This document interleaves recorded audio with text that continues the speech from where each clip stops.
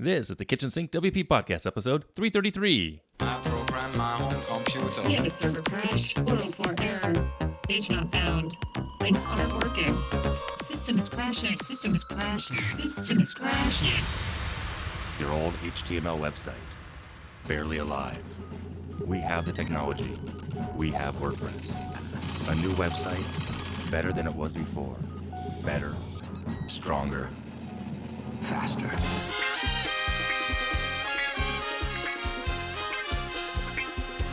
We have the technology.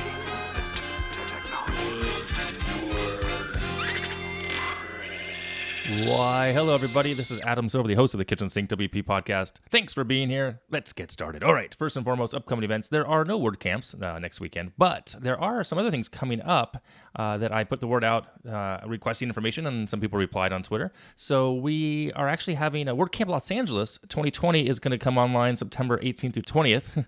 Tickets are now on sale, and this call for speakers has been opened. So you can go to 2020.la.wordcamp.org and check out more information there.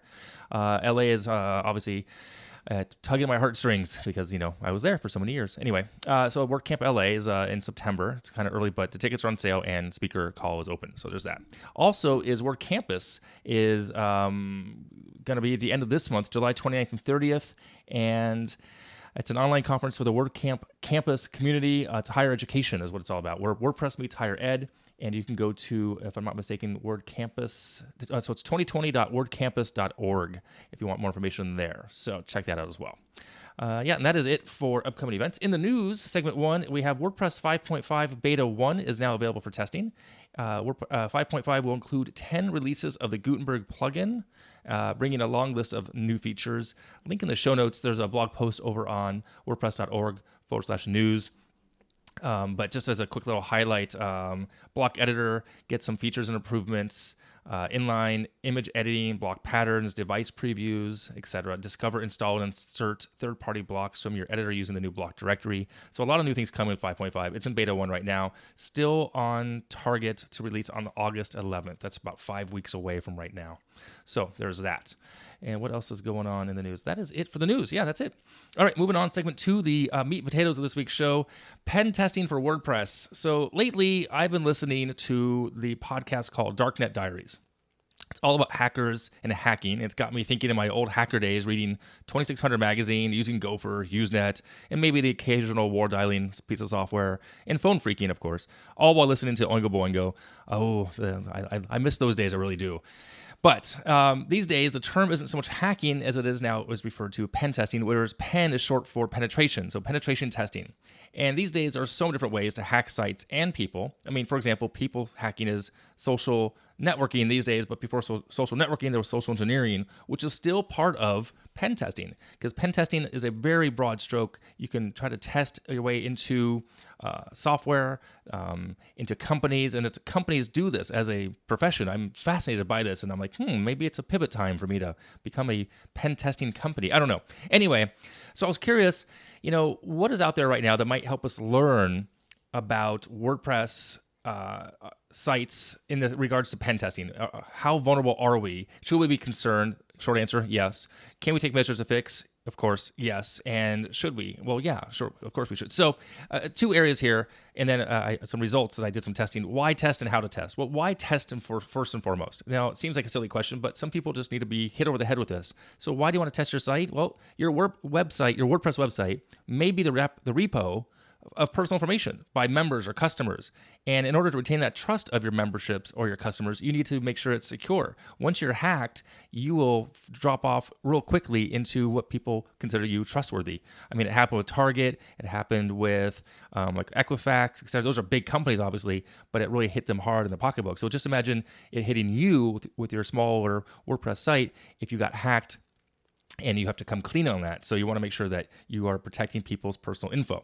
You also want to prevent unauthorized users from placing backlinks, spam, advertising on your site, which could also ruin your reputation, right? And then based on that, the third reason is why is prevent getting dinged and placed on a do not trust list. That's another big thing. Once you're there, if your website comes up and says, we don't trust this, Google marks you that way because of whatever reason, then people won't visit your site either. So those are the whys. So the how to test. A couple levels here.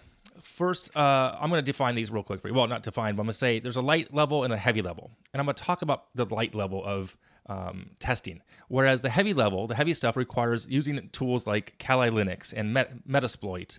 And there's some other things out there as well. And I have been toying with those things just because, again, I'm fascinated by that. And it reminds me of my old days of trying to hack into systems or whatnot and phone freaking. Anyway, but the lighter approach to the WordPress space specifically is really about services and plugins. Okay, so first and foremost, like a plugin, for example, WordFence. It's a fantastic plugin. They are actually a great company as well. I know the people who work there. They're not paying for this or anything, but they have a free service. They have a paid level service, and I highly recommend you check them out for that aspect. And it'll help you kind of pay attention to what's going on and changes in your logs and whatnot. So that's a plugin, and it is what it is. It's a good place to start. Other services, Sakuri is one, free and paid. VirusTotal is one for checking for malware. If you're uncertain, if you're not sure what a file is doing, if you find something on your server, you can always upload a file and it'll kind of run it against things. So I've used those in the past, and they work really well.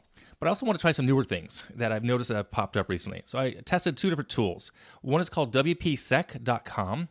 And you have to agree that you declare you have permission to scan this domain, and you agree with the terms of use, meaning that don't scan this with malintentions, with ill intentions against somebody else. So, of course, if you're a bad hacker and a bad character here, you're not going to do that. I mean, you're going to not care. But I went ahead and tested KitchenSink, and the results were interesting. The results for KitchenSink were your WordPress website is potentially vulnerable to attack. I was like, uh-oh, what do you mean? Well, it showed me that it tells you a whole bunch of information. WordPress version 5.4.2. It gave me a risk factor of 0.4. Now, what's weird is I don't know what that's out of. Is it out of 1? Is it out of 10? 100? I have no idea. So 0.4 seems pretty low to me. Unless it's out of 0.5, then I guess I'm SOL. It also gave me a report on the plugins with a warning of 2 items. And those 2 items were actually, do I have that? Oh, yeah, like Ultimate Add-ons from Beaver Builder.